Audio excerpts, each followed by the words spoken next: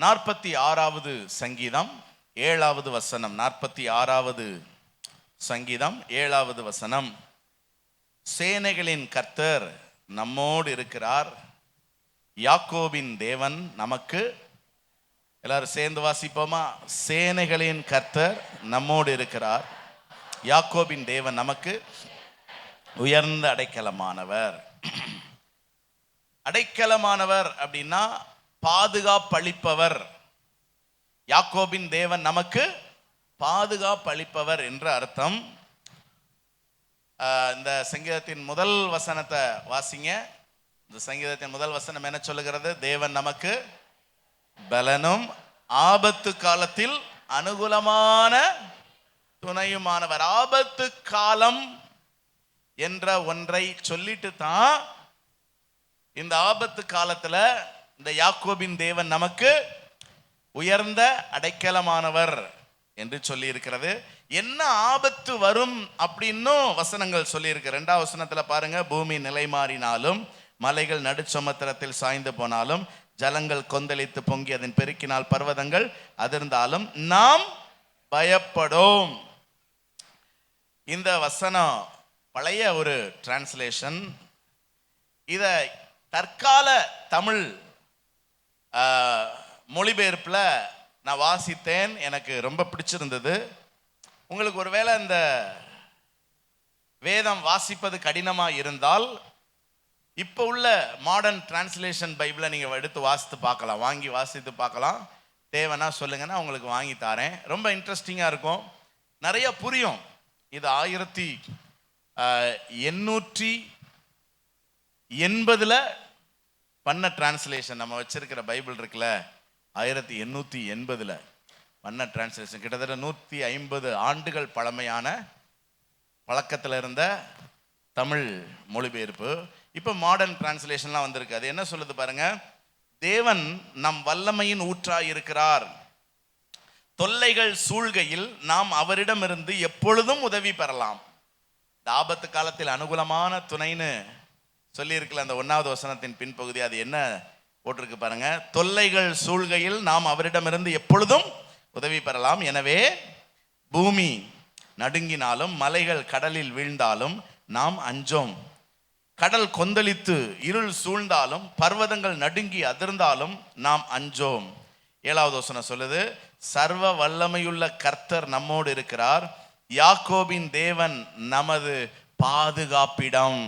யாக்கோபின் தேவன் நமக்கு எந்த சூழ்நிலையிலும் நமக்கு பாதுகாப்பு, எந்த சூழ்நிலையிலும் நாம் அவரிடத்தில் உதவி பெறலாம்.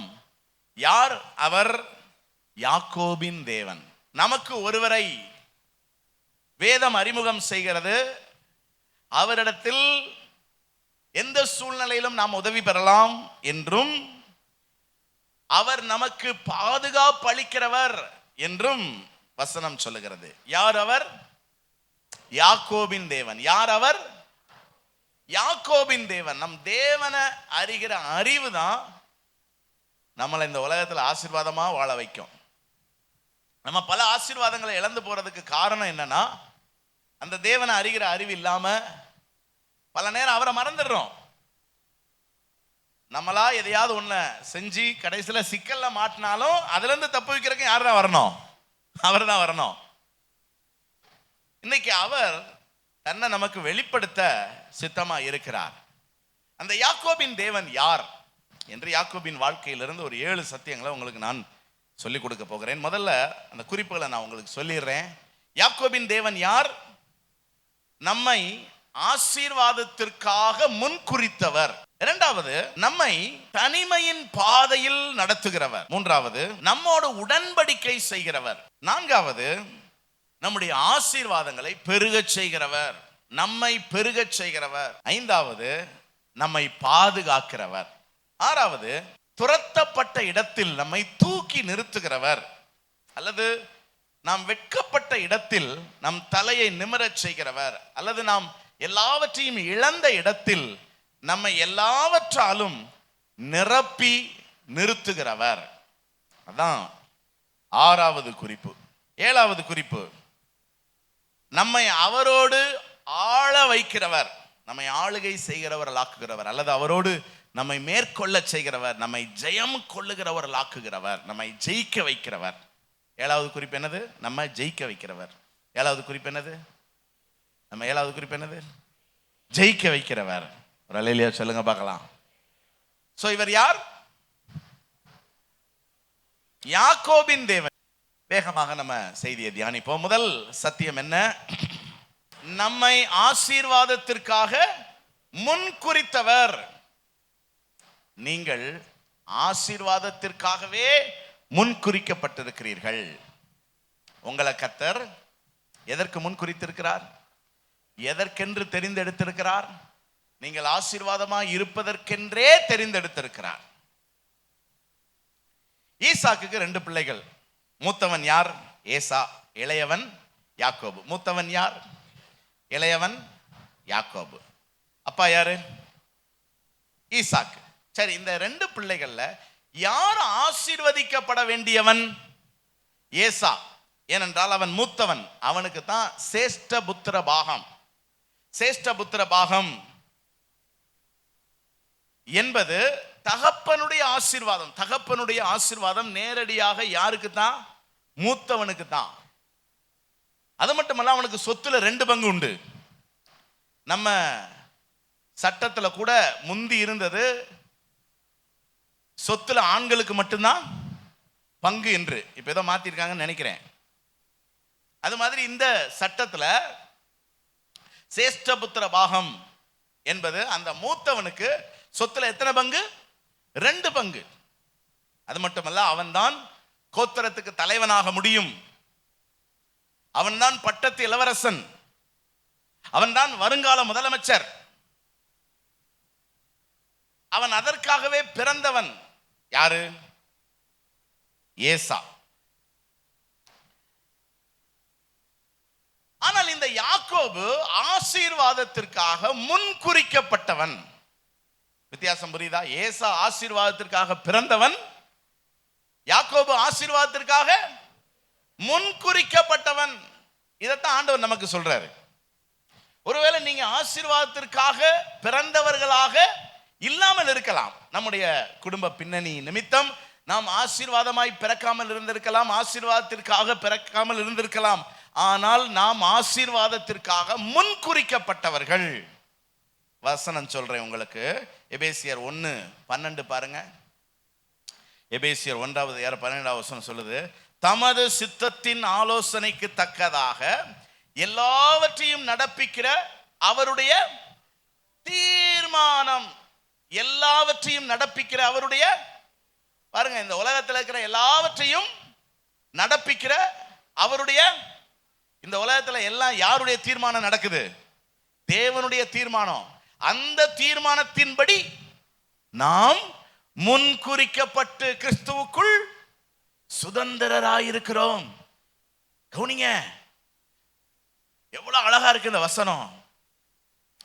நம்ம ஆசீர்வாதத்திற்காக முன்குறிக்கப்பட்டவர்கள் என்று சொல்லுவது எது? கர்த்தருடைய தீர்மானம். ஆண்டவருடைய தீர்மானத்தை யாராவது மாற்ற முடியுமா? சொல்லுங்க, முடியாது. இந்த உலகமே யாருடைய தீர்மானத்துல தான் இயங்கிக்கிட்டு இருக்கு. அந்த தீர்மானத்தின்படி வேதம் சொல்லுகிறது, நீங்கள் ஆசீர்வாதத்திற்காக முன்குறிக்கப்பட்டவர்கள். அப்ப ஆசீர்வாதத்திற்கான தகுதி உடையவன் ஏசா. ஆனால் ஆசீர்வதிக்கப்படுவதற்கான கிருபையை பெற்றவன் யாக்கோபு. வித்தியாசம் புரியுதா? ஒருவேளை உங்களுக்கு தகுதி இல்லாம இருக்கலாம். நீங்கள் ஆசீர்வதிக்கப்படுவதற்கு, நீங்கள் மேன்மை அடைவதற்கு உங்களுக்கு தகுதி இல்லாம இருக்கலாம். ஆனால் நீங்கள் தேவனுடைய கிருபையை பெற்றவர்கள் என்று வேதம் சொல்லுகிறது. ஏசா ஆசீர்வாதத்திற்கான தகுதி உள்ளவன். ஆனால் யாக்கோபு ஆசீர்வதிக்கப்படுவதற்கான கிருபையை பெற்றவன். யாருடைய கிருபை? தேவனுடைய கிருபை. இப்ப நான் ஏசாவின் தகுதியை சொல்றேன் பாருங்களேன். ஆதியாகமம் 25:25 ஆதியாகமம் 25:25 மூத்தவன் சிவந்த நிறமுள்ளவனாயும், அவன் பிறப்பின் வர்த்தமானம் வேதம் எப்படி எழுதுது பாருங்க. அவன் சிவந்த, ஏன் இவனை சிவந்த நிறம்னு சொல்லுது? பின்னாடி வர்றவன் என்ன கலர்ல வர்றான்? கருப்பு கலர்ல வர்றான். உங்களுக்கு புரியுதா? இவனுக்கு மட்டும் சிவந்த நிறம்னு சொல்றதுக்கான காரணம் என்னன்னு புரியுதா? பின்னாடி வர்றவன் பொதுவாகவே சிவப்பா இருக்கிறவன் தன்னை பெரிய பாக்கியசாலியா நினைக்கிறான். சிவப்பா இருக்கிறவனை யாரை பார்த்தாலும் நமக்கு என்னதான் தோணுது? அதிர்ஷ்டசாலி அப்பா அப்படின்னு நமக்கு தோணுது. அப்படிதான். அப்புறம் சர்வாங்கமும் ரோம அங்கி போர்த்தவனாய். ரோமம்னா என்னது? முடி. உடம்பெல்லாம் முடியான். நமக்கு இருக்க வேண்டிய இடத்துல என்ன செய்ய மாட்டேங்குது? இருக்க மாட்டேங்குது. நீங்க இந்த பிறந்த பிள்ளைய நீங்க பார்த்துருக்கீங்களா? சில பிள்ளைகளுக்கு முடி நிறைய இருக்கும், அது பார்க்க கவர்ச்சியா இருக்கும். அதனாலதான் அந்த மாதிரி பிள்ளைகளுடைய கன்னத்தெல்லாம் பெரிய கருப்பு போட்டு வச்சு விட்டுருவாங்க, இவங்க பாட்டு கண்ணை போட்டு போயிடுவாங்கன்ட்டு. இன்னொன்று என்னன்னா, ஏற்கனவே அந்த பிள்ளை வெள்ளையா இருந்தாலும் கூடுதலா நிறமாக்கி காட்டுறது எது? முடிதான். முடி கண்ணங்கரையான்னு இருந்துச்சுன்னு வச்சுக்கோங்களேன், கூடுதலா வெள்ளையா தெரியும். அதனாலதான் பெரிய கருப்பு போட்டா என்ன செஞ்சிருப்பாங்க? வச்சிருப்பாங்க. ஆனா கருப்பா பிறந்தவங்களுக்கு அது எதுவுமே தேவையில்லை. ஏன்னா அவன் உடம்பு முழுசுமே பொட்டு தான். இங்க பாக்குறோங்க, சர்வாங்கமும் ரோமம் போர்த்தவன் போலவும் வெளிப்பட்டான் ஏசா. 27வது வசனம் பாருங்க.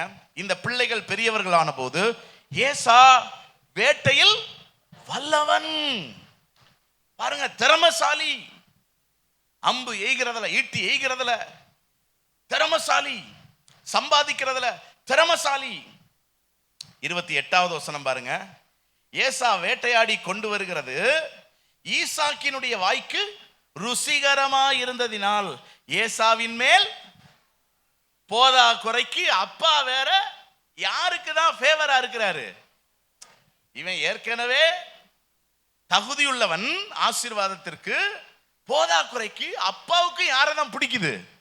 ஏசாவை தான் பிடிக்குது. இவ்வளவு தகுதிகளோட இருந்தவன் ஏசா.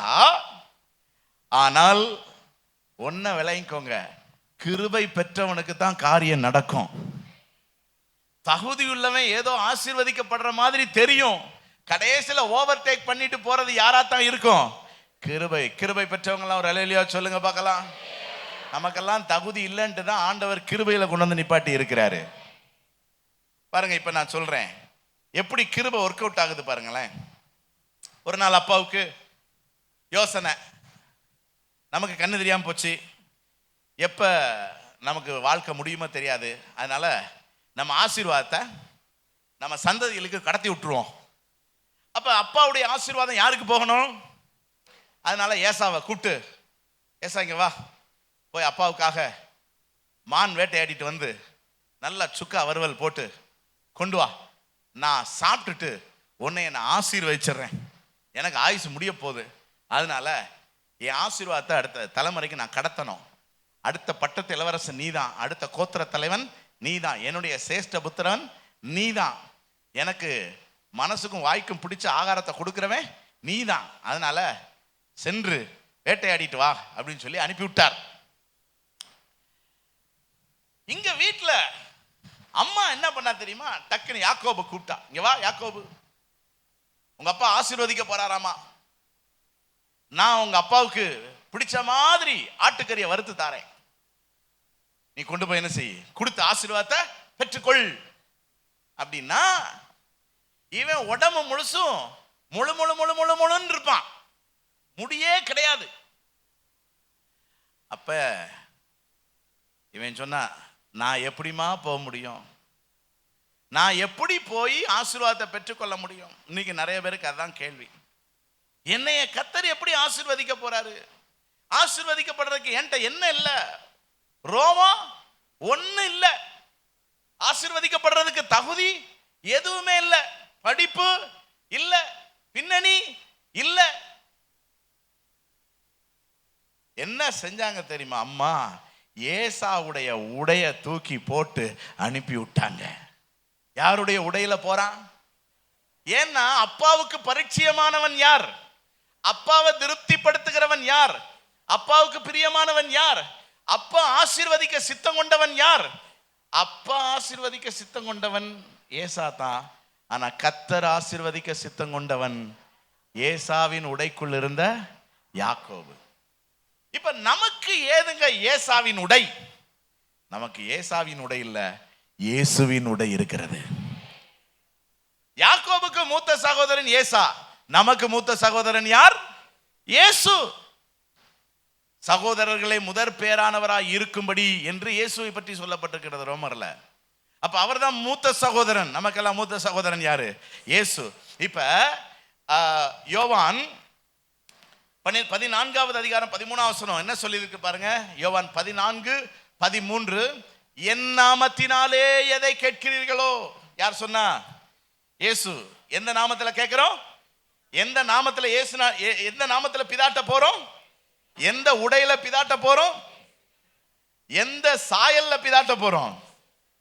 போனா நீங்கள் கேட்கிறது எல்லாம் உங்களுக்கு என்ன செய்யும்? கிடைக்கும். எத்தனை பேர் விசுவாசிக்கிறீங்க? அதுதான் பெரிய கிருபை. ஒரு அல்லேலூயா சொல்லுங்க பார்க்கலாம். ஆண்டவர் நமக்கு கொடுத்திருக்கிற கிருபை என்ன? உனக்கு இந்த உலகத்துல எந்த தகுதி இல்லாம இருக்கலாம், ஆனா உனக்கு இயேசு இருக்கிறாரு.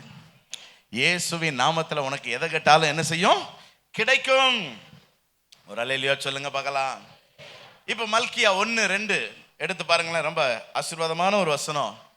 மல்கியா 1வது அதிகாரம் 2வது வசனம் என்ன சொல்லி இருக்குது? நான் உங்களை சிநேகித்தேன் என்று கர்த்தர் சொல்லுகிறார். யார்கிட்ட சொல்றாரு? யார்கிட்ட சொல்றாரு? யார்கிட்ட சொல்றாரு? என்கிட்ட தான் சொல்றாரு, உங்ககிட்ட தான் சொல்றாரு. ஆண்டவர் என்ன சொல்றாரு? என்னையா சொல்றாரு? என்னையா சொல்றாரு? ஐயா என்னையா சொல்றாரு? நான் உன்னை சிநேகித்தேன். I love you. ஐ இல்ல, யார் சொல்றா? இயேசு சொல்றார். நான் உன்னை சிநேகித்தேன் என்று சொல்லுங்க. கர்த்தர் சொல்லுகிறார். நான் உங்களை சிநேகித்தேன் என்று. நல்லா அந்த வசனத்தை வட்டம் போட்டு வச்சுக்கோங்க. அது உங்களுக்கான வார்த்தை. ஏமா, உனக்கான வார்த்தை. கர்த்தர் என்ன சொல்றார்? நான் உங்களை சிநேகித்தேன் என்று யார் சொல்றா? கர்த்தர். எத்தனை பேருக்கு நம்ப முடியுது? நம்ப முடியாது. நம்ம எல்லாம் சிநேகிக்கிற மாதிரி மூஞ்சா. ஆனா ஆண்டவர் சொல்றாரு, எனக்கு யாரதான் பிடிச்சிருக்குது? ஏசாவல்ல. நீங்க அடுத்த வசனம் முதல்ல பாத்தீங்கன்னா ரொம்ப ஆச்சரியமா இருக்கும். ஏசாவையோ சொல்லுங்க சத்தமா. ஏசாவை உலகம் சிநேகிக்கும். ஆனா ஆண்டவர் சொல்றார், நான் அவனை வெறுத்தேன். உலகம் நம்மளை வெறுக்குது. ஆண்டவர் சொல்றார், நான் உங்களை சிநேகித்தேன். எத்தனை பேர் நம்புறீங்க? எத்தனை பேர் நம்புறீங்க? உங்களை ஒன்னே நீங்க பொதுப்படையா எடுத்துறாதீங்க. ஒன்னைய யாக்கோப சொல்றாரு. அந்த யாக்கோப இடத்துல யாரை போட்டுக்கோங்க? உங்களை போட்டுக்கோங்க. ஆமா, பெருசா ஒரு வசன போட இந்த வார்த்தையை சொல்லி போட்டு உங்க வீட்டுல ஒட்டி அதையே பாருங்க.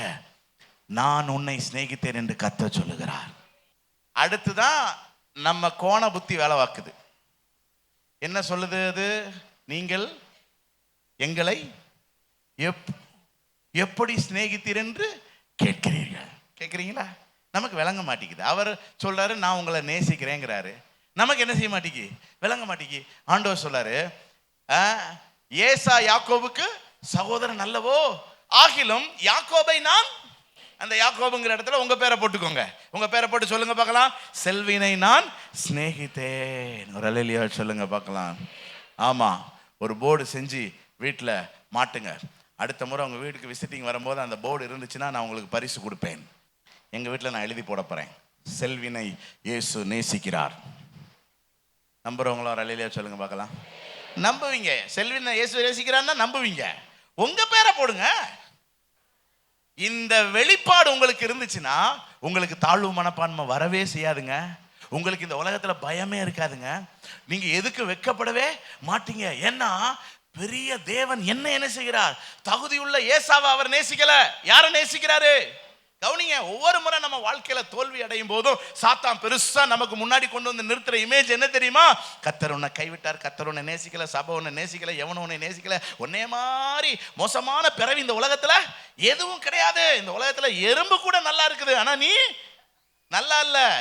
ஈ காக்கா கூட நல்லா இருக்குது, நீ என்ன நல்லாவா இருக்க? நீங்க சொல்லணும், யார் என்னை கைவிட்டாலும் இயேசு கைவிட மாட்டார். யார் என்னை கைவிட்டாலும் இயேசு கைவிட மாட்டார், கைவிட மாட்டார், கைவிடவே. யார? என்னைய கைவிடவே மாட்டார். ஏன்னா நீங்கள் முன்குறிக்கப்பட்டவர்கள். முன்குறிக்கப்பட்டவர்கள். இந்த வெளிப்பாடு வேணும். யாக்கோபின் தேவன் யார்? என்னை சிநேகித்து என்னை ஆசீர்வாதத்திற்காக முன்குறித்தவர். இரண்டாவது, யாக்கோபின் தேவன் யார்? இப்பதான் நமக்கு என்ன பிரச்சனை? இந்த முதல் குறிப்பை ஏற்றுக்கொள்றதுக்கே நமக்கு பிரச்சனையா இருந்ததுக்கு காரணம் என்ன அப்படின்னா, நம்ம என்ன நினைக்கிறோம்? அப்படி நம்மளை ஆண்டவர் சிநேகித்திருந்தா நான் ஏன் இவ்வளவு உபத்திரவப்பட வேண்டும்? நான் ஏன் இவ்வளவு தவிக்க வேண்டும்? பிரச்சனையே அதுதான். பிரச்சனையே என்னன்னா, அவர் உங்களை நேசித்தது தான். தேவனால் சிநேகிக்கப்பட்ட யாக்கோபு, இரண்டாவது குறிப்பு என்னது? அவனை தேவன் தனிமையின் பாதையில் நடத்துகிறார், தவிப்பின் பாதையில் நடத்துகிறார். பாருங்க, சேஷ்டபுத்திர பாகத்தை வாங்கியாச்சுங்க. ஏசாவுடைய ட்ரெஸ்ல போய் அப்பாட்ட இருந்து அவ்வளவு ஆசீர்வாதத்தையும் அள்ளிட்டான். கிள்ளிட்டான் இல்ல, அள்ளிட்டான். பின்னாடி வந்த ஏசா எனக்கு ஒண்ணு கூட வைக்கலையா அப்படிங்கிறான். விக்கிறக்கு எங்கடா அவன் விட்டான்? உன் பேரை சொல்லி மீன் வருவல மான் வருவல்னு காட்டி எனக்கு சோற போட்டு அம்புட்டையும் அள்ளிட்டான்டா. கவனிங்க, இவ்வளவு ஆசீர்வாதம் அள்ளிட்டு திரும்பி ராஜ வாழ்க்கை வாழலாம்னு நினைச்சா அப்பா என்ன சொல்றாரு? ஆதியாகமம் 28:5 பாருங்க. ஆதியாகமம் 28:5. ஈசாக்கு யாக்கோபை அனுப்பிவிட்டான். விட்டு என்ன செஞ்சிட்டான் சொல்லுங்க? அனுப்பிட்டான். சரி, யார் ஆசீர்வதிக்கப்பட்டது? ஏசாவா யாக்கோபா? அப்ப துரத்தி விடப்பட வேண்டியது யார்? ஏசா தானே. ஆனா துரத்தி விடப்பட்டது யார்? யாக்கோபு.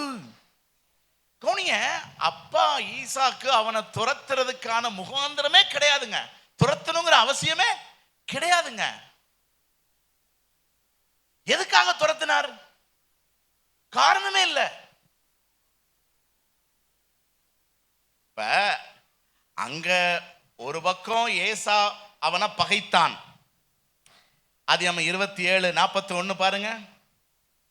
ஆதியாகமம் 27:41. யாக்கோபை தன் தகப்பன் ஆசீர்வதித்தது நிமித்தம் ஏசா யாக்கோபை பகைத்து. பகைப்பான்ல, நியாயம் தானே. நம்ம ஆசீர்வாதமா இருந்தா ஏத்த வீட்டுக்காரனுக்கு வயிறு எரியுமா எரியாதா? எரியணும். ஏன்னா அவனுக்கும் அல்சர் வரணும், அவனும் ஜெலிசில் என்ன செய்யணும்? குடிக்கணும். ஆமா, பகைத்தான், நியாயம்தான். ஆனா கவனிங்க, அப்பாவை மீறி ஏசா யாக்கோபை கொல்ல முடியாது, கொல்ல மாட்டான். நல்லா புரிஞ்சுக்கோங்க. இங்கே அவன் என்ன சொல்றான் பாருங்க. என் தகப்பனுக்காக துக்கிக்கும் நாட்கள் சீக்கிரமாய், அப்படின்னா சீக்கிரத்தில் எங்க அப்பா மண்டைய போடுவாரு, அப்பொழுது என் சகோதரனாகிய யாக்கோபை கொன்று. அப்ப எப்ப நான் கொல்லுவேன் யாக்கோபை? எங்க அப்பா மண்டைய போட்டதுக்கு அப்புறம். எங்க அப்பா இருக்கிற வரைக்கும் யாக்கோபை என்ன செய்ய முடியாது? கொல்ல முடியாது. பெரியதுக்குங்க இந்த யாக்கோபை அப்பா துரத்தணும். சரி, அது எங்க துரத்துறாரு? பதான் ஆராமுக்கு போ, அங்க உன்னுடைய தாயின் சகோதரனாகிய லாபான் வீட்டுக்கு போ, அவனுடைய பிள்ளைகளை நீ கல்யாணம் பண்ணுன்னு சொல்லி அனுப்புறாருங்க. இதுக்கு முந்தின தலைமுறை எடுத்துக்கோங்க. ஆபிரகாம் ஈசாக்குக்கு பொண்ணு பார்க்கறக்கு இந்த இடத்துக்கு தான் அனுப்புனா. ஏன்னா இங்க இருந்து தான் ரெபேக்கால் வந்திருக்கா. அந்த ரெபேக்காலுடைய சகோதரன் தான் இப்ப இருக்கிற யாக்கோபுக்கு மாமா லாபான். இங்க எலியாசர் அனுப்பும்போது என்ன சொல்லி அனுப்புனா தெரியுமா? அங்கிருந்து பொண்ணு வரணுமே தவிர இங்கிருந்து என் பையனை அங்க பாருங்க. ஆபிரகாம் என் பையனை அங்க அனுப்ப மாட்டேன்னு சொன்னான். அப்படின்னா அங்க வில்லங்கமான இடம்னு தெரியும். அந்த வில்லங்கமான இடத்துக்கு யார் அனுப்புறா பாருங்க? ஈசாக்கு. அப்பா ஈசாக்கு அனுப்ப விருப்பம் இல்லாத இடத்துக்கு இவன் தன்னுடைய மகன் அனுப்புறான். நல்லா ஒண்ணு விளங்கிக்கோங்க, இது ஈசாக்கினுடைய செயல் அல்ல, கர்த்தருடைய செயல். பல நேரம் மனிதர்கள் நமக்கு தீமை செய்கிறாங்க, மனிதர்கள் நமக்கு எதிராக இருக்கிறாங்க, மனிதர்கள் நம்மளை தூற்றி திரிகிறாங்க. அவனுக்கு என்னை பிடிக்கல, இவனுக்கு என்னை பிடிக்கல, இவங்க எனக்கு துரோகம் பண்றாங்க, அவங்க எனக்கு துரோகம் பண்றாங்க நீங்க நினைக்கிறீங்க.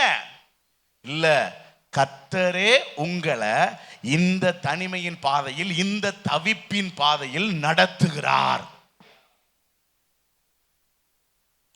இப்ப என்ன செய்வீங்க? இப்ப என்ன செய்வீங்க? யாரை குத்தம் சாட்டுவீங்க? யார் மேல பழி போடுவீங்க? இப்ப அவர் நம்மளை நடத்துறாருன்னா நமக்கு அதுல ஒரு கம்ஃபர்ட் இருக்கா இல்லையா? கவனிங்க, எப்படியெல்லாம் நடத்தினாருன்னு கொஞ்சம் கேளுங்க பார்க்கலாம். இந்த பதான் ஆறாம் அப்படின்னால என்ன அர்த்தம்னா நுகத்தடின்னு அர்த்தம். இப்ப நுகத்தடி தெரியுமா? மாட்டுக்கு வச்சிருப்பாங்கல்ல ஒரு சிறையிருப்பு. அப்ப கர்த்தர் எதற்குள்ள அனுப்புகிறார்? எப்படிப்பட்ட அனுபவம் பாருங்க. கிட்டத்தட்ட 700 கிலோமீட்டர் பயணம் செய்யணும். ஒரு நாளைக்கு 70 கிலோமீட்டர் நடந்தாலும் எத்தனை நாள் நட? 10 நாள். பயங்கரமான வனாந்திரம், மரம் கூட கிடையாதுங்க, ஒதுங்கிறதுக்கு நிழல் கிடையாது. பகல்ல பயங்கரமான வெயில் இருக்கும், ராத்திரி கடும் குளிர் இருக்கும். இதுல துஷ்ட மிருகங்கள், விஷ ஜந்துக்கள் நடமாடுகிற இடம். அந்த ஏரியா கானானியர், ஏத்தியர், எபூசியர், ஏனாக்கியர் போன்ற ராட்சதர்கள் குடியிருக்கிற இடம். அங்க யார்ட்டையும் போய் இவன் தண்ணி வாங்கி என்ன செய்ய முடியாது, குடிக்க முடியாது. எல்லாவற்றுக்கும் மேலாக ஆதியாகமம் 28:20 பாருங்க. யாக்கோபு என்ன ஜெபிக்கிறான் பாருங்க. அப்பொழுது யாக்கோபு, தேவன் என்னோடு இருந்து நான் போகிற இந்த வழியில என்னை காப்பாற்றினா உங்களுக்கு புரியும். ஏன்னா துஷ்ட மிருகங்களுக்கு என்னை காப்பாற்றணும், சுட்டரிக்கிற சூரியன், ராத்திரி பெய்கிற பனிக்கு என்னை காப்பாற்றணும், போதா குறைக்கு துஷ்ட மனிதர்களுக்கு என்னைய புரியுது. அடுத்து என்ன சொல்றாரு?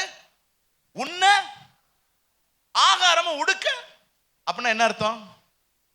இவங்க பெற்றோர் இவனுக்கு என்ன கொடுத்து விடல? சாப்பாடு கொடுத்து விடலங்க, துணிமணி கொடுத்து. ஏங்க, ஈசாக்கும் ரெபேக்காலும் இவ்வளவு மோசமானவர்களா? இவன் பிறந்ததுல இருந்து ஒரு நல்ல கம்ஃபர்ட் ஜோன்ல வாழ்ந்தவன். பிறந்ததுல இருந்து இவன் ஒரு பணக்கார வீட்டுல வாழ்ந்தவன். இப்பயும் அப்பாவுடைய சேஷ்டபுத்திர பாகத்தை வாங்கினவன். ஆனா இப்ப இவன் வனாந்தரத்துல எப்படி இருக்கிறான்? பாதுகாப்பு இல்ல, உண்ண உணவு இல்ல, உடுக்க வஸ்திரம் இல்ல. இந்த நிலைக்கு காரணம் யார்? கர்த்தர். ஒருவேளை நீங்க கூட இந்த மாதிரியான போராட்டங்கள், பிரச்சனைகள், இழப்புகள், நஷ்டங்கள் கடந்து போகலாம். கர்த்தர் சொல்றார், நான் உன்னைய இந்த பாதையில் என்ன செய்றேன்? நடத்துறேன். ஏன் நடத்துகிறேன்? ஏன் தெரியுமா? அப்பதான் என் கரம் உன்னோடு இருப்பதை நீ உணர முடியும். அப்பதான் உனக்கு எனக்கும் ஒரு உறவு இருக்குங்கிறத நீ என்ன செய்வ? அறிவ. கவனிங்க, அப்பா வீட்டுல இருக்கிறாங்க, இவன் அம்மா செல்லம். கவனிங்க, அம்மா முந்தானையை பிடிச்சிட்டே தூங்கினவன் இத்தனை வருஷமும். இவனுக்கு என்னைக்காவது கர்த்தரை பத்தி நினைவு வருமா? ஒரு கம்ஃபர்ட் ஜோன்ல இருக்கிறவன் ஜெபம் பண்ணுவானா? ஒரு கம்ஃபர்ட் ஜோன்ல இருக்கிறவனுக்கு வாக்குத்தத்தம் தேவையா? இப்ப ஆண்டவர், சரி இவ்வளவு நாள் நீ ஒரு சொகுசான வாழ்க்கையில இருந்துட்ட, பரவாயில்ல, ஆனா நான் உன்னைய இப்ப ஆசீர்வதிக்க விரும்புறேன். அதனால உன்னை எங்க கொண்டு வந்திருக்கிறேன்? இப்ப தனிமையின் நேரத்தில் துணையாக ஏசப்பா. அவர் எப்பயும் நமக்கு துணையா இருந்தாலும் எப்பதான் அவர் நமக்கு துணையா இருக்கிறாருங்கிற அறிவு வரும்? தனிமை, தவிப்பு. கவனிங்க, தானியேல சிங்கக்கெபியில போடாமலேயே தேவன் காக்க முடியுமா? முடியாதா? முடியும். ஆனா அவன் சிங்கக்கெபியில விழுந்தாத்தான் கர்த்தர் சிங்கத்தின் வாயை கட்டுகிறவர் என்பது உலகத்துக்கு தெரியும். சாத்ராக், மேஷாக், ஆபேத்நேகோ அக்கினி சூளையில போடப்பட்டால்தான் 4ஆம் ஆளின் சாயல் ஒருவர் இருக்கிறார் என்றே உலகத்துக்கு தெரியும். ஒருவேளை உங்களுக்கு வாழ்க்கையில தவிப்பு, போராட்டம் இருந்துச்சுன்னா, நான் சொன்ன பாயிண்ட் உங்களால ஏத்துக்கிட முடியாது. நான் ஆசீர்வாதத்துக்காக முன்குறிக்கப்பட்டவன்கிறதை ஏற்றுக்கொள்ள முடியாது. ஆனா நான் உங்களுக்கு சொல்றேன், இந்த தனிமை தவிப்பே எதனால தெரியுமா? நீங்கள் ஆசீர்வாதத்திற்காக முன்குறிக்கப்பட்டபடியினால் தான். ஒரு அல்லேலூயா சொல்லுங்க பார்க்கலாம். மூன்றாவதாக, நம்மோடு உடன்படிக்கை செய்து நம்மை நடத்துகிறவர். உடன்படிக்கை என்றால் தேவன் நமக்கு கொடுக்கிற வாக்குத்தத்தம். தேவனிடத்திலிருந்து வாக்குத்தத்தம் பெற்றவங்களா ஒரு அல்லேலூயா சொல்லுங்க பார்க்கலாம். தேவன் நமக்கு கொடுக்கிற வாக்குத்தத்தம் மட்டும் உடன்படிக்கை அல்ல, பதிலுக்கு நாம் செய்கிற பொருத்தனைகள். ஏன்னா உடன்படிக்கைக்கு 2 பக்கம் இருக்கு, 2 பேர் சைன் பண்ணணும். Party 1, party 2. வெறும் பார்ட்டி 1 மட்டும் கையெழுத்து போட்டு கொடுத்தா அதுக்கு பேர் உடன்படிக்கை கிடையாது. கான்ட்ராக்டுக்கு எத்தனை பேர் வேணும்? 2 பேர். அது மாதிரி ஒரு பக்கம் தேவன் நமக்கு வாக்குத்தத்தங்களை தருகிறார், இன்னொரு பக்கம் நாம் பதிலுக்கு என்ன செலுத்த வேண்டும்? பொருத்தனை. சொல்லுங்க பார்க்கலாம், சொல்லுங்க பார்க்கலாம். சரி, வாசிங்க. ஆதியாகமம் 28:10 இருந்து பாருங்களேன். எத்தனை பேர் உற்சாகமா இருக்கீங்க? ஒரு அல்லேலூயா சொல்லுங்க பார்க்கலாம். யாக்கோபு பெயர்சபாவை விட்டு புறப்பட்டு ஆரானுக்கு போக பிரயாணம் பண்ணி ஒரு இடத்தில் வந்து சூரியன் அஸ்தமித்தபடியினால் ராத்தங்கி அவ்விடத்து கற்களில் ஒன்றை எடுத்து தன் தலையின் கீழ் வைத்து, அதாவது ஒரு நாள் ஆயிருக்கு, காலையில சம்பவம் நடந்திருக்குது, இவன் புறப்பட்டு வர்றான், அரை நாள் தான் நடந்திருந்திருப்பான், அநேகமா ஒரு 30-35 கிலோமீட்டர் என்ன செஞ்சிருந்திருப்பான், வந்திருந்திருப்பான். இப்ப நடந்த களைப்புல அங்கே நித்திரை செய்யும்படி படுத்து கொண்டான். அங்கே அவன் ஒரு சொப்பனம் கண்டான். ஒரு ஏணி பூமியில வைக்கப்பட்டிருந்தது, அது நுனி வானத்தை எட்டி இருந்தது, அதிலே தேவதூதர்கள் ஏறுகிறவர்களும் இருந்தார்கள். அதற்கு மேலாக கர்த்தர் நின்று கவனிங்க, இப்பதான் வாக்குத்தத்தம் கொடுக்கிறார், வாக்கு கொடுக்கிறார். நான் உன் தகப்பனாகிய ஆபிரகாமின் தேவனும் ஈசாக்கின் தேவனுமாகிய கர்த்தர், நீ படுத்திருக்கிற பூமியை உனக்கும் உன் சந்ததிக்கும் தருவேன். உன் சந்ததி பூமியின் தூளை போல் இருக்கும். நீ மேற்கேயும் கிழக்கையும் வடக்கையும் தெற்கையும் பரம்புவாய். கொடுமைனா என்ன தெரியுமா? இதுதான் கொடுமை. இவனுக்கு இன்னைக்கு நைட்டு பிழைப்பானாங்கிற சந்தேகம். மேல பனி கொட்டுது, சுத்தி காரிருள், எங்க பார்த்தாலும் நரி ஊளையிடுது. ஏன்னா அந்த இருட்டுக்குள்ள எந்த விஷ ஜந்து அங்கிட்டு கிராஸ் ஆகுதுன்னு தெரியாது. சிங்கம் கர்ச்சிக்குது. இவ்வளோ ஒரு போராட்டத்தின் மத்தியில கர்த்தர் என்ன சொல்றார் தெரியுமா? நான் உன்னை ஆசீர்வதிக்க போறேனாக்கோ, நான் உன்னை பெரிய ஜாதியாக்க போறேனாக்கோ, உன் சந்ததி பெருக போகுதாக்கோ, நீ மேற்கையும் கிழக்கையும் வடக்கையும் தெற்கையும் பெருக போகிறாக்கோ, உனக்கு இந்த பூமியை நான் சொந்தமா. இதுதான் இப்ப கர்மேல் சபைக்கும் பிரச்சனை. இன்னைக்கு மத்தியானம் உலகாச்சுறதுக்கு அரிசி இல்ல, ஆனா கர்த்தர் நம்மளை கோடீஸ்வரன் ஆக்குவேங்கிறார். ஏத்துக்கிட முடியுமா? ஏத்துக்கிட்டா தான் நீ கர்மேல இருக்க முடியும். இல்லாட்டினா செல்வின் பாஸ்டர் பிரசங்கம் உனக்கு போர் அடிக்கும், ஏத்துக்கொள்ள முடியாது, ஜீரணிக்க முடியாது, அல்சர் வந்துடும். ஹலோ, சத்தியம் புரியுதா உங்களுக்கு? உங்களுக்கு எல்லாமே சாதகமா இருந்துச்சுன்னா அவருடைய வாக்குத்தத்தம் என்னத்துக்கு? புரியுதா உங்களுக்கு? நான் உனக்கு சகாயம் பண்ணுவேன்னு அவர் ஏன் உனக்கு சொல்லணும்? ஒருத்தன் உனக்கு சகாயம் என்ன செய்ய மாட்டேங்கான், பண்ண மாட்டேங்கான். அதனாலதான் அவர் வாக்குத்தத்தம் கொடுக்குறாரு, நான் உனக்கு சகாயம் பண்ணுவேன்னு. இப்ப நம்ம என்ன நினைக்கிறோம்? போங்க ஆண்டவரே, அவன் செய்யல இவன் செய்யல, அவன் செய்யல இவன் செய்யலங்கிறனால தான் நான் செய்யறேங்கிறேன். பல நேரம் பல பேருக்கு வாக்குத்தத்தம் சலிப்பை உண்டாக்குது. ஏன்னா நீங்க சூழ்நிலையை பாக்குறீங்க. சூழ்நிலை அப்படி இருக்கிறனால தான் கர்த்தர் உனக்கு வாக்குத்தத்தம் கொடுக்குறாரு. இவனுக்கும் பாருங்க எவ்வளவு அருமையா கர்த்தர் பேசினாரு, ஆனா சூழ்நிலை எதுவுமே அவனுக்கு அதுக்கு சாதகமா இல்ல. 15வது வசனம் பாருங்க. நான் உன்னோட இருந்து நீ போகிற இடத்தில் எல்லாம் உன்னை காத்து இந்த தேசத்துக்கு உன்னை திரும்பி வர பண்ணுவேன். நான் உனக்கு சொன்னதை செய்யும் அளவு உன்னை கைவிடுவதில்லை என்றார். என்ன கொடுத்திருக்கிறார் கர்த்தர்?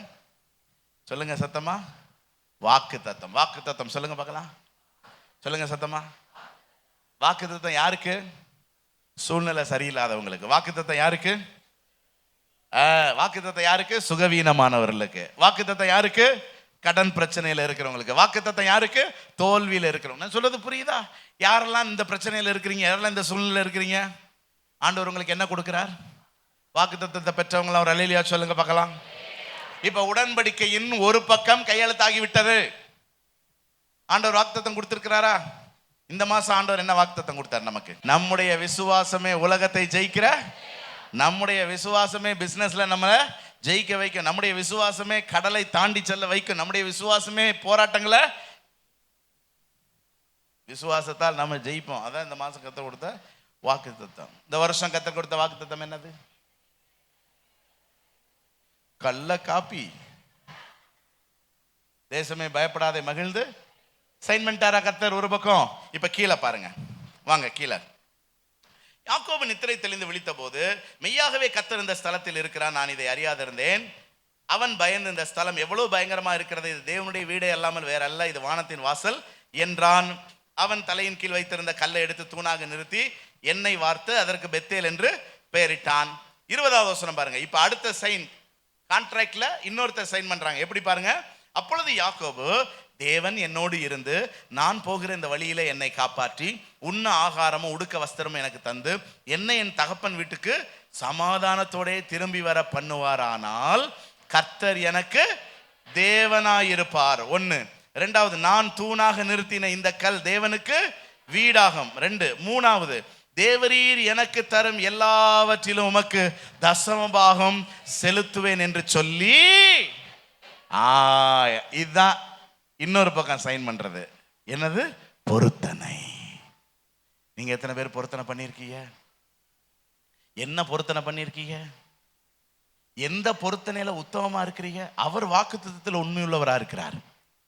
நம்ம இன்னொரு சைடு எப்படி இருக்கணும் பொருத்தனையில பாருங்க. 3 பொருத்தனை பண்ணா, நீர் எனக்கு தேவன், வேற எந்த அந்நிய தேவர்களையும் நான் என்ன செய்ய மாட்டேன், சேவிக்க மாட்டேன். 2வது, இந்த இடத்தை நான் பரிசுத்தம் பண்ணி பிரதிஷ்டை பண்ணி பலிபீடம் கட்டுவேன், ஆராதனை ஸ்தலமாக்குவேன். 3வது, எனக்கு கொடுக்குற எல்லா ஆசீர்வாதத்திலையும் உமக்கு நான் என்ன கொடுப்பேன். 3 பொருத்தனை பண்ணா. கவனிங்க தேவ பிள்ளைகளே, ஆண்டவர் நமக்கு கணக்கற்ற வாக்குத்தத்தங்களை கொடுத்திருக்கிறார். ஆனா உங்க பட்சத்துல நீங்க கர்த்தருக்கு பண்ணி இருக்கிற தீர்மானம் என்ன, பொருத்தனை என்ன, பிரதிஷ்டை என்ன, என்னெல்லாம் பொருத்தனை பண்ணலாம்? நீங்க ஞாயிற்றுக்கிழமை தவறாம ஆராதனைக்கு வருவேன், பொருத்தனை. அதுலயும் நேரத்துக்கு ஆராதனைக்கு வருவேன். எங்க வீட்டுல ஒரு ஜெப கூட்டம் நடத்துவேன். என்ன சொந்த வீடு கொடுத்திருக்காருன்னா என்ன செய்யணும்? உங்க வீடு ஒரு தேவனுடைய ஆலயமா இருக்கணும். வருஷத்துக்கு ஒரு ஆத்மாவையாவது நான் ரட்சிப்புக்குள்ள நடத்துவேன், ஆதாயம் பண்ணுவேன், கர்த்தருக்கு ஊழியம் செய்வேன். எனக்கு கிடைக்கிற எல்லா ஆசீர்வாதத்திலையும் தசம பாகம் செலுத்துவேன். உண்மையா இருப்பேன், பொய் பேச மாட்டேங்கிறது கூட என்னதான் ஒரு பொருத்தனை. பரிசுத்தமா இருப்பேன், பொருத்தனை. என் பிள்ளைகளை பரிசுத்தமா வளர்ப்பேன். என்னுடைய பிள்ளைகள்ல ஒன்றை கர்த்தருடைய ஊழியத்துக்கு நான் ஒப்பு கொடுப்பேன், பொருத்தனை. ஏன் எல்லா பிள்ளைகளையும் கொடுத்தாதான் என்ன குறைஞ்சா போயிருவீங்க? பொருத்தனை தான்.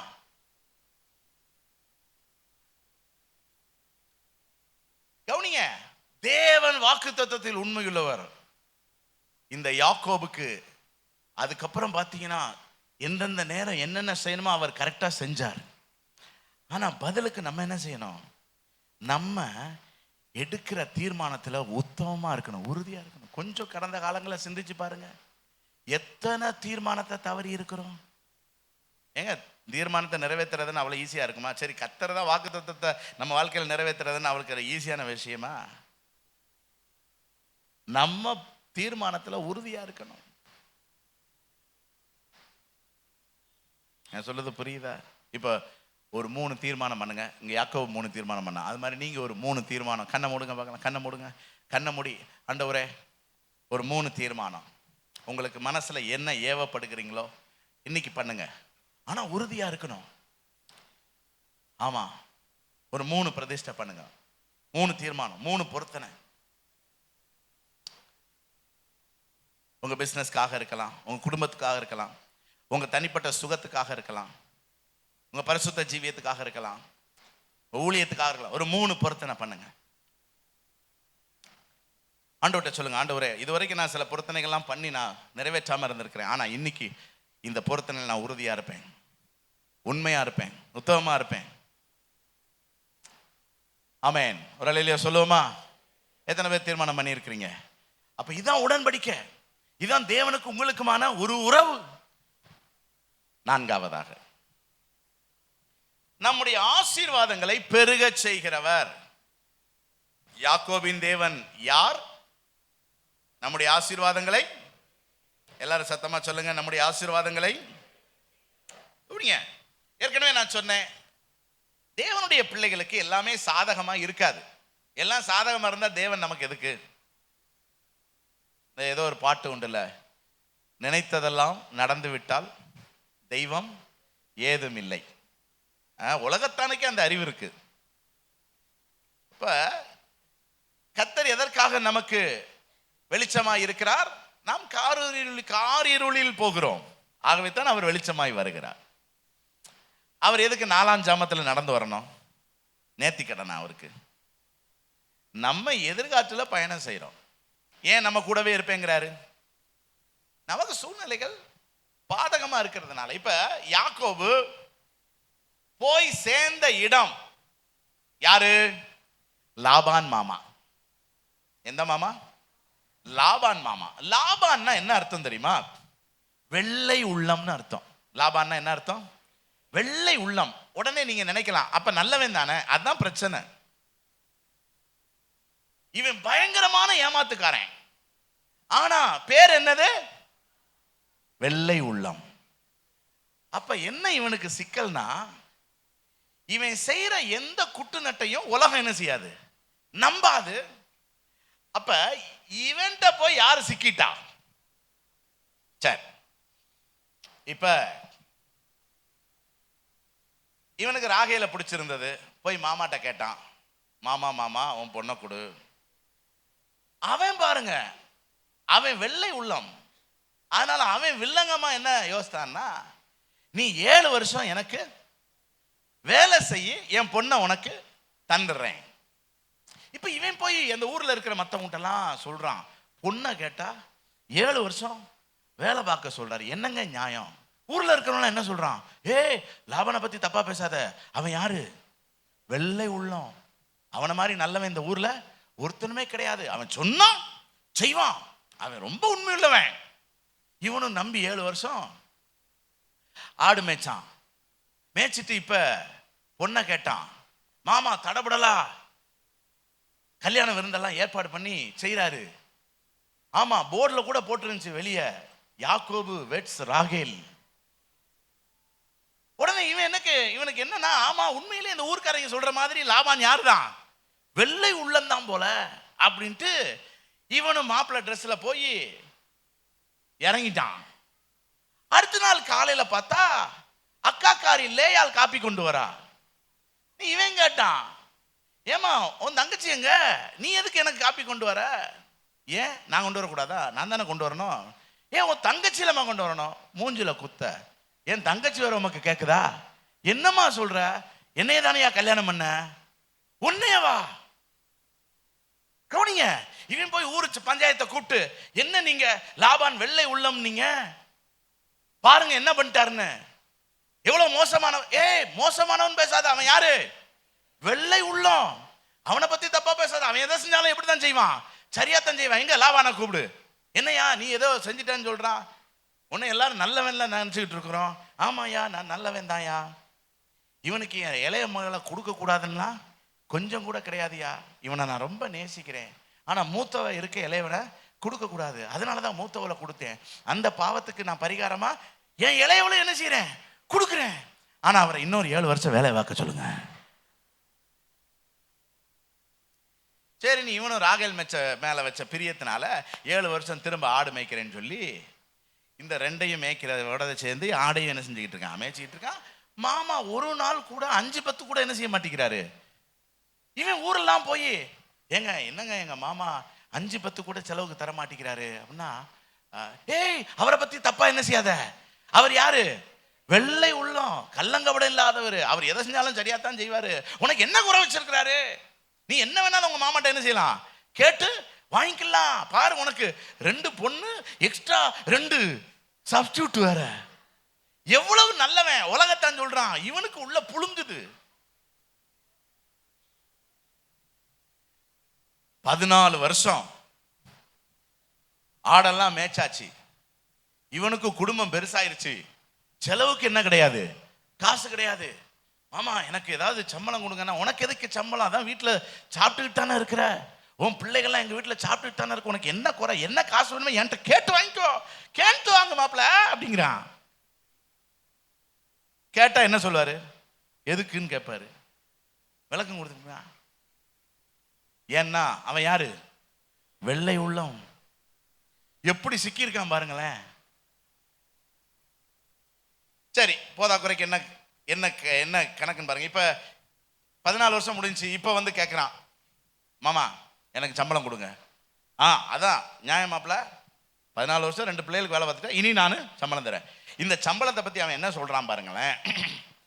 ஆதியாகமம் 31:7, ஆதியாகமம் 31:7, உங்கள் தகப்பனோ என்னை வஞ்சித்து என் சம்பளத்தை 6 வருஷத்துல எத்தனை முறை சம்பளத்தை மாத்திருக்கான், 10 முறை சம்பளம் பேசுறான். முதல்ல என்ன சம்பளம், இந்த கருப்பா இருக்கிற ஆடெல்லாம் உனக்கு, குட்டி போடுறதுல கருப்பா இருக்கிற ஆடெல்லாம் உனக்கு சம்பளம் பேசியாச்சுங்க. இப்ப மாமா இந்த மாசம் ஒரு 100 குட்டி கருப்பா ரெடியா இருக்குது, நான் எடுத்துக்கிட்டுமா, ஏன் என்ன பிரச்சனை, இல்ல மாமா நம்ம பேசியிருந்தோம்ல சம்பளம் இந்த கருப்பா, நான் மாப்பிள்ள தப்பா நினைச்சிட்டீங்க நீங்க, நான் கருப்பா இருக்கிறதெல்லாம் உனக்கு நான் சொல்லவே இல்ல, அந்த கருப்புல 4-5 புள்ளி வந்திருக்கணும், அப்பதான் உனக்கு. ஏன் ஊர் பஞ்சாயத்தை கூப்பிடுறான், எனக்கு மாமா அப்படி சொன்னாரு, இன்னைக்கு இப்படி தரல, ஏய் நீ அப்படி பேசிடாத, அவர் யாரு, வெள்ளை உள்ளம், அவர் சொன்னா சரியாத்தான் இருக்கும். இப்ப இவன் யார்கிட்ட போய் நியாயம் கேட்பான். சரி மாமா அப்ப நீங்களே சொல்லுங்க, அடுத்து என்னதான் நீங்க சொல்றீங்க. அப்பல அந்த இதுல ஒரு 4-5 புள்ளி இருந்தா நீ எடுத்துக்கோ. இவனும் தேடி பார்த்தா 4-5 புள்ளி ஒன்னுலயுமே இல்லை. சரி இவனும் ஜெபம் பண்றான், ஆண்டவரே தோத்திரம் தோத்திரம் 4-5 புள்ளி வரட்டும். அடுத்து ஒரு 100 குட்டி 4-5 புள்ளியோட என்ன செஞ்சிருச்சு, பிறந்துருச்சு. இவன் பாரு மாமா இந்த மாசம் 4-5 புள்ளியோட 100 குட்டி ரெடி ஆயிடுச்சு, சம்பளம் சொன்னீங்கல்ல நான் எடுத்துக்கிறேன். என்ன என்ன எடுத்துக்கிற, என்ன சொன்னேன், 4-5 புள்ளி சொன்னீங்கல்ல, இல்லையே புள்ளி யார் சொன்னா, வரி சொன்னேன்ல, நானு 4-5 புள்ளிய சொல்லல, என்ன சொன்னேன், 4-5 வரி இருந்துச்சுன்னா எடுத்துக்கொன்னேன். சம்பளத்தை மாத்திட்டார். சரி மாமா அடுத்த மாசம் 4-5 வரி இருந்தா எடுத்துக்கிறேன்டா. இப்படியே எத்தனை தடவை மாத்திருக்கான், 10 முறை. போதாக்குறைக்கு கீழே வாசித்து பார்த்தீங்கன்னா 31வது அதிகாரம் 39வது வசனம் பாருங்க. 31-39 பீருண்டதை நான் உம்மிடத்துக்கு கொண்டு வராமல், ஏதாவது சிங்கம்புலி கரடி கடிச்சிருக்கும்ல, அதுக்கும் இவன்ட்ட கேட்டு வாங்கிடுவான். அப்புறம் பகலில் களவு போனதையும் இரவில் களவு போனதையும் என் கையில் கேட்டு வாங்கினீர். ஆக மொத்தம் 20 வருஷம் ஆச்சு. ஐயாட்ட தப்பு நகிஹே. இன்னைக்கும் கூட நீங்க சில பேர் புளிங்கிட்டு இருக்கிறீங்க. இத்தனை வருஷம் ஆச்சு, ஒன்னையும் என்ன செய்யல, சம்பாதிக்கல, சேர்த்து வைக்கல. ஆனா கர்த்தருடைய வாக்கு தத்தம் இருக்கு. இருக்கா இல்லையா, இருக்கு. நீங்கள் யார், ஆசீர்வாதத்திற்காக முன்குறிக்கப்பட்டவர்கள். இப்பதான் வருது ஒரு டீலிங் வருதுங்க. என்ன டீலிங் தெரியுமா மாமா, 20 வருஷம் ஆச்சு, எனக்காக என் குழந்தை குட்டிகளுக்காக ஒண்ணுமே சேர்த்து வைக்கல, என்னதான் சொல்றீங்க, சொல்லு மாப்ள, உனக்கு இல்லாததா, இதெல்லாம் உனக்கு தான், இதெல்லாம் எனக்கு வேண்டாம். புள்ளியும் வரியுமானவைகள் எதுவோ அதெல்லாம் எனக்கு கொடுத்துடணும். சரி எடுத்துக்கோ, புள்ளியும் வரியுமான செம்மறி ஆடு வெள்ளாடு எல்லாம் உனக்கு. பேசியாச்சுங்க. ஆண்டவர் ஒரு ஐடியா கொடுத்தார். என்ன ஐடியா கொடுத்தார் தெரியுமா, உங்களுக்கும் கொடுப்பார். பக்கத்துல பார்த்து சொல்லுங்க, உங்களுக்கும் கொடுப்பார். ஏன்னா உங்களை ஆசீர்வதிக்கணுங்கிறது கர்த்தருடைய சித்தம். உங்களுக்கு என்ன கொடுப்பார், என்ன கொடுப்பார், ஐடியா கொடுப்பார். ஆமா, இவன் என்ன செஞ்சான், ஒரு கொப்பை ஒடிச்சான். கொப்பு என்ன கலர்ல இருக்கும், முருங்கை கொப்பு வேப்பங்கொப்பெல்லாம் என்ன கலரு, பிரவுன் கலர். பச்சையா, அந்த அந்த கம்பு என்ன கலர்ல இருக்கும், பிரவுன் கலர்ல இருக்கும். அதுல புள்ளியும் வரியுமா இருக்கிற மாதிரி வெட்டி விட்டுக்கிட்டான். புள்ளியும் வரியுமா இருக்கிற மாதிரி வெட்டி விட்டுக்கிட்டு அந்த கொப்புகள் எல்லாத்தையும் இந்த ஆடுகள் எப்போ குட்டி போடும்னா, சாயந்தரம் நல்லா புல்லு மேய்ஞ்சிட்டு வந்து தண்ணி குடிக்கிற நேரம் தான் என்ன செய்யும், குட்டி போடும். அப்ப இந்த தொட்டியில தண்ணி குடிக்கும் போது நல்ல கொழுத்த ஆடுகள் இருக்கும்ல, அது குட்டி போட வரும்போது இந்த புள்ளியும் வரியுமான அந்த அந்த மரக்கொப்புகளை அப்படி போட்டுருவான் தண்ணிக்குள்ள. அப்ப இந்த ஆடு எதை பார்க்கும், புள்ளியும் வரியுமா பார்க்குமா. அப்ப அந்த ஆடெல்லாம் என்ன நினைச்சுக்கிடும், நம்மெல்லாம் புள்ளியும் வரியுமா இருக்கிறோம்னு நினைச்சுக்கிட்டே குட்டி போடுமா. நல்ல கொழுத்த ஆடு போடுற குட்டி எல்லாம் எப்படி இருக்குது, புள்ளியும் வரியுமா இருக்குது. சரி, இந்த வத்தலும் தொத்தலுமா வரும், எலும் தோலுமா மூக்கு ஒடிச்சுக்கிட்டு. இது வந்து குட்டி போடும் போது எடுத்துருவான். அதெல்லாம் பிளைனா குட்டி போடுச்சு. அப்ப கொளுத்த குட்டி எல்லாம் எப்படி இருக்குது, புள்ளியும் வரியுமா இருக்குது. வத்தலும் தொத்தலுமான குட்டி எல்லாம் பிளைனா இருக்குது. என்ன பண்ணான் தெரியுமா இந்த யாக்கோபு, இவன் ஐட்டத்தை ஃபுல்லா கடத்திட்டான். யார் கண்ணில் காட்டக்கூடாது, மாமா கண்ணில் காட்டணும், சம்பளத்தை என்ன செஞ்சிருவான், மாத்திருவான்னு அம்பட்டையும் கடத்திட்டான். இப்படி பலத்தவைகள் எல்லாம் யாரை சேர்ந்தது, ஒரு அல்லேலூயா சொல்லுங்க பார்க்கலாம். 20 வருஷமா ஒரு ஆசீர்வாதம் இல்ல, ஆனா திடீர்னு ஒரு டீல் அடிச்சது பாருங்க, யாக்கோபு பெரிய செல்வந்தன் ஆகிவிட்டான். ஆண்டவர் உங்களை ஆசீர்வதிக்கிறவர். எவ்வளவு காலமானாலும் பொறுத்துருங்க. பக்கத்தில் பார்த்து சொல்லுங்க, 20 வருஷம் ஆயிடுச்சான்னு கேளுங்க. ஆகலைன்னா பேசாம இரு. அதுக்கண்டு 20 வருஷம்னு சொல்லல, அதுக்கு ஒரு காலத்தை கர்த்தர் வச்சிருக்கிறார். சில தவிப்புகள், சில ஏமாற்றங்கள், சில சஞ்சலங்கள், சில போராட்டங்கள், சில கடன் பிரச்சனைகள், சில சிக்கல்கள், இதெல்லாம் தாண்டி ஒரு நாள் சின்னவன் ஆயிரமும் சிறியவன் பலத்த ஜாதியும் ஆவான். கர்த்தர் உங்களை ஆசீர்வதித்து பெருக பண்ணுவார். இது சத்தியம். யாக்கோபின் தேவன் யார், நம்முடைய ஆசீர்வாதத்தை பெருக செய்கிறவர். அதை யாரும் தடுத்து நிறுத்தவே முடியாது. ஒரு அல்லேலூயா சொல்லுங்க பார்க்கலாம். சரி, இந்த ஆசீர்வாதத்தை நீங்க இப்படி சுதந்திரிக்கணும்னா அதை மட்டும் சொல்லிட்டு அடுத்த குறிப்புக்கு போறேன். உங்க கண்கள் எதை பார்க்க வேண்டும், புள்ளியும் வரியுமான அந்த கொப்பை என்ன செய்யணும், பார்க்கணும். இப்ப இந்த ஆடு கருப்பு தான், ஆனா அது எதை பார்க்குது, நான் எப்படி இருக்கிறேன், புள்ளியும் வரியுமா இருக்கிறேன். அதை பார்த்துக்கிட்டே போடுற குட்டி, அதை பார்த்துக்கிட்டே பண்ற பிசினஸ் ஆசீர்வாதமா என்ன செய்யுது. அப்ப நீங்க பார்க்க வேண்டியது தொட்டியே இல்லை,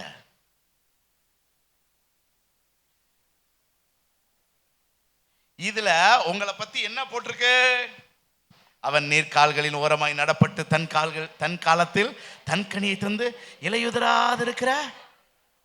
அல்லேலூயா. இப்ப நம்முடைய இலைகள் என்ன செய்வதில்லை, ஒரு அல்லேலூயா சொல்லுங்க. அப்ப நான் என்ன சொல்லணும், கண்ணாடியை பார்த்து நான் இலையுதிராது இருக்கிற.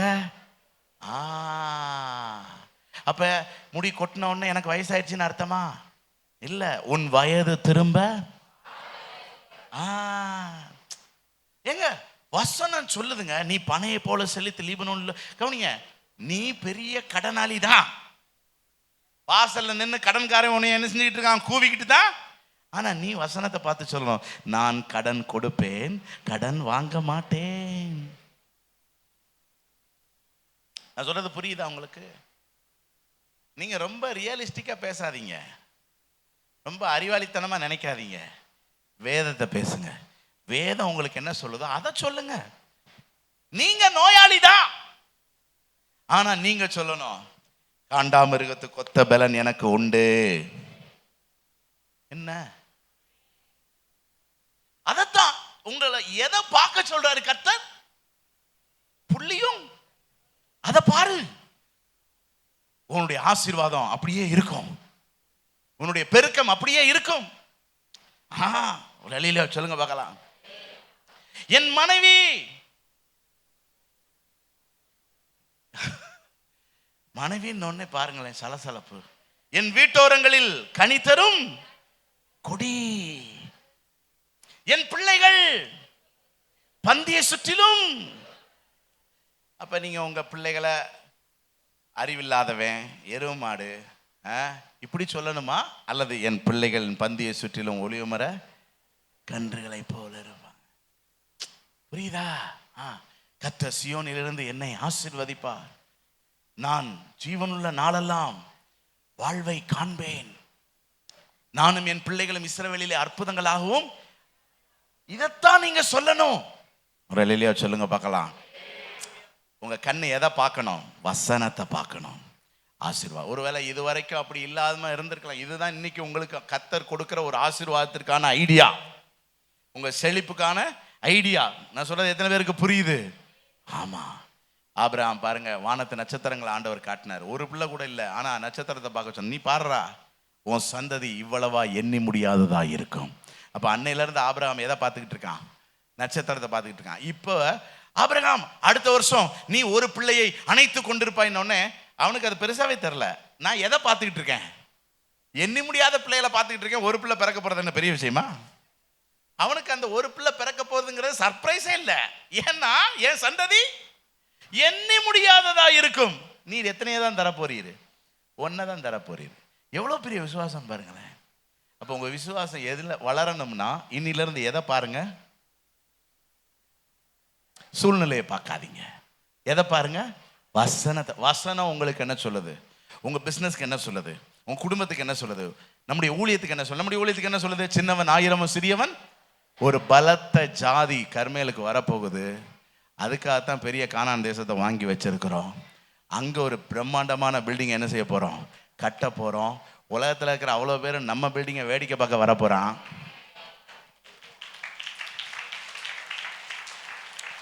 எதை பார்க்கிறேன் நானு? எதை பார்க்கிறேன் சொல்லுங்க சத்தமா? ஆமாங்க, போன வருஷம் கானான் தேசத்தை வாங்குவோம்னு நான் எனக்கு கர்த்தர் வாக்குத்தத்தத்தை கொடுத்து வசனத்தை கொடுத்து நடத்தும் போது, உங்களெல்லாம் பார்த்தா கானான் தேசத்தை வாங்க முடியுமா? அல்லது உங்களை இருக்கிற வண்ணமா பார்த்தா, உங்களெல்லாம் இருக்கிற வண்ணமா பார்த்தா கானான் தேசத்தை வாங்க முடியுமா?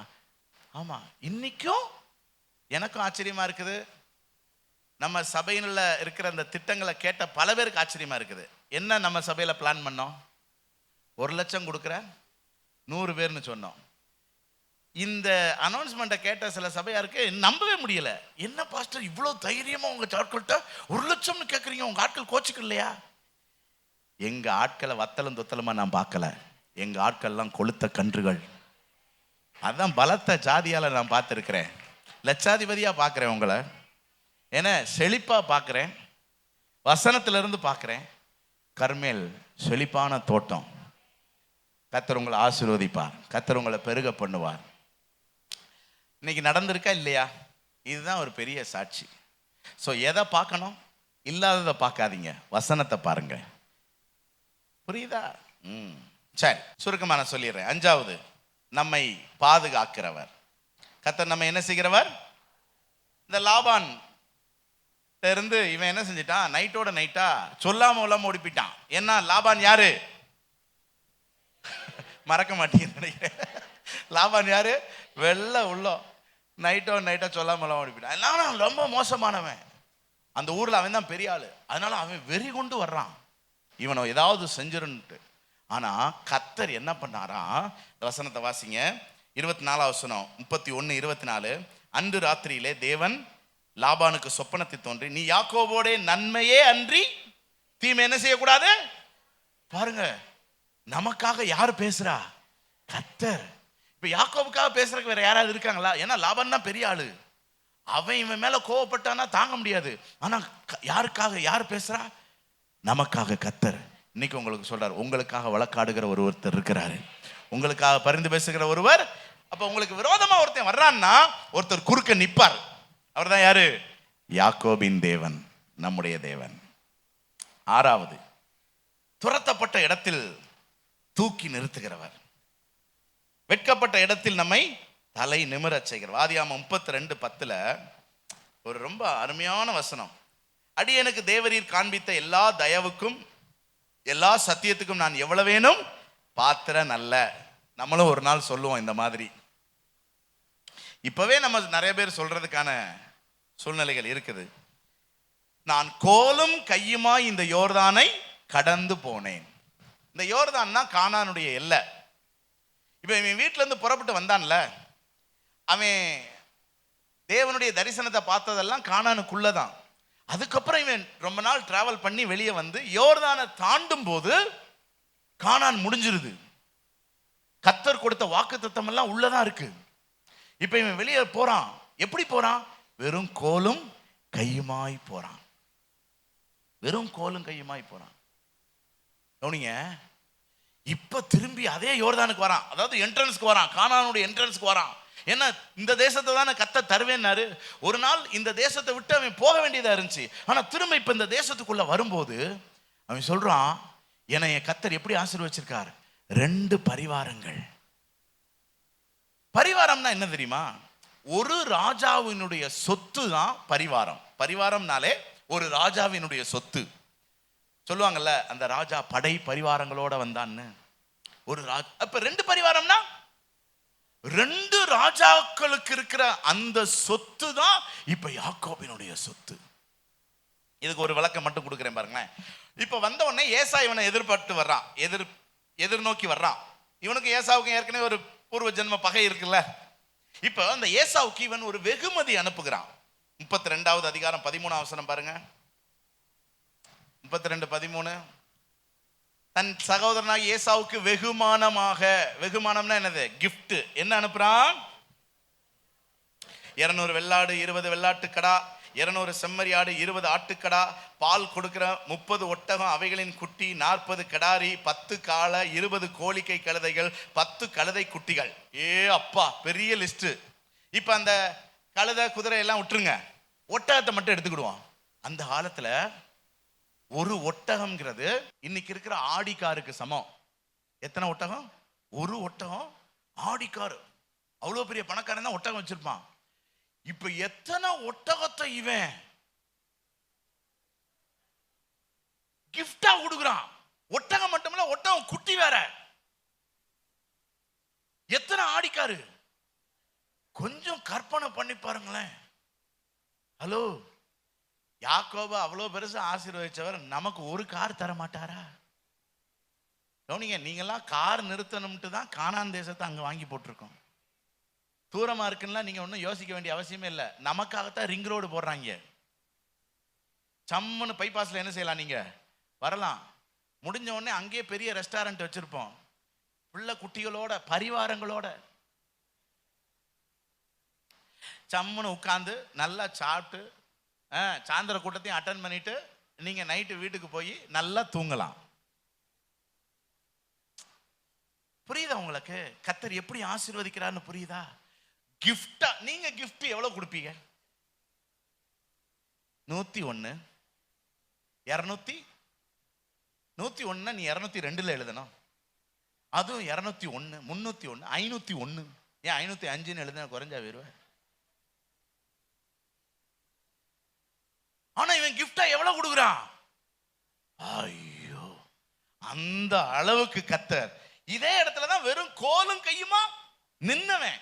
ஆனா இந்த இடத்துல ஒரு கிஃப்டா இவ்வளவு கொடுக்குற அளவுக்கு கர்த்தர் ஆசீர்வதிச்சிருக்கார். எத்தனை பேர் நம்புறீங்க கர்த்தர் நம்மை ஆசீர்வதிப்பார் என்று சொல்லி? கடைசியா நம்ம ஜெயிக்க வைக்கிறவர். இப்ப ஆதியாகமம் 32:24 இருந்து வாசித்து பாத்தீங்கன்னா, யாக்கோபு ஆற்றண்டையில இவன் போய் ஜெபம் பண்றான். ஒரு தூதனோடு போராடுறான். அந்த தூதன் சொல்றான், என்னை விட்டு நான் போறட்டும்னு. இவன் என்ன செய்யறான்? கட்டி பிடிச்சுக்கிட்டு, நீர் என்னை ஆசீர்வதித்தால் ஒழிய உம்மை நான் போக விடுவதில்லைன்னு அந்த தூதன் என்ன கேட்கிறான்? சரி, உன் பேர் என்ன? இவன் என்ன சொல்றான்? யாக்கோபு. இனி உன் பேர் யாக்கோபு எனப்படாமல் இஸ்ரவேல் எனப்படும். ஆசீர்வதிக்கிறான். கவனிங்க, யாக்கோபுன்னா என்ன அர்த்தம்? யாக்கோபு என்றால் குதிங்காலை பிடிக்கிறவன் அர்த்தம். எத்தன் கிடையாது. எத்தன்கிறது இவனுடைய கேரக்டர், இவனுடைய குணாதிசயம். அதனால அவனை எத்தன்னு பேர. யாக்கோபுங்க, யாக்கோப் அப்படிங்கிறது எபிரேய வார்த்தை யாக்கூ. அப்படின்னா என்ன அர்த்தம்னா குதிங்கால. எப்படி இவனுக்கு இந்த பேர் வந்துச்சுன்னா, இவன் கற்பத்துல இருந்து வெளிப்படும் போதே முதல்ல வந்தவன் யாரு? அவன் குதிங்கால இவன் செஞ்சுக்கிட்டு வந்தான், பிடிச்சுக்கிட்டே வந்தானாமா. உங்களுக்கு யாருக்காவது ரெட்ட பிள்ளைகள் பிறந்த அனுபவம் இருக்குதா? இல்லையா? எப்படி வரும்னு தெரியல. ஆனா இவன் எப்படி வந்திருக்கான்? அண்ணன் கால பிடிச்சிக்கிட்டே வெளியே வந்திருக்கான். அதனால இவனுக்கு என்ன பேர் வச்சுட்டாங்க? யாக்கோபுன்னு பேர் வச்சிருக்காங்க. சரி, பொதுவா எவன் காலை பிடிப்பான்? காலை பிடிச்சா 2 அர்த்தம் இருக்கு. ஒண்ணு, காரியம் ஆகிறதுக்கு காலை பிடிப்பாங்க. 2வது, வாரி விடுறதுக்கு. இவன்ட்டு இந்த 2 கேரக்டர் இருந்துச்சு. முதல்ல ஏசா காலிலேயே விழுந்து கிடந்தான் காரியம் ஆகணும்ட்டு. காரியம் ஆனவன்னு என்ன பண்ணிவிட்டான்? ரெண்டாவது லாபான்ட்ட போனான். காரியம் ஆகிற வரைக்கும் காலை பிடிச்சிக்கிட்டே இருந்தான். கடைசி என்ன பண்ணிவிட்டான்? அப்ப ஆண்டவர் சொல்றார், இவ்வளவு நாள் நீ உன் ஆசீர்வாதத்துக்காக அடுத்தவன் காலிலேயே கிடந்த, இனி இல்ல, உன்னைய நான் ஜெயம் கொள்ளுகிறவனாய் நிறுத்துகிறேன். இனி உன் பேர் என்ன? இஸ்ரவேல். நான் மேற்கொள்ளுகிறவன், ஜெயிக்கிறவன். ஒரு அல்லேலூயா சொல்லுங்க பார்க்கலாம். அவரோடு கூட பாடுபட்டால் அவரோடு ஆளு. நம்மெல்லாம் ஆண்டவர் என்னவா தெரிந்தெடுத்திருக்கிறார்? ஜெயிக்கிறவர்களாய் தெரிந்தெடுத்திருக்கிறார். பக்கத்தில் பார்த்து சொல்லுங்க, நம்ம ஜெயிப்போம், நம்ம மேற்கொள்ளுவோம், நாம் பெருகுவோம், நாம் வளருவோம். ஏன்னா நம்முடைய தேவன் யார்? யாக்கோபின் தேவன்.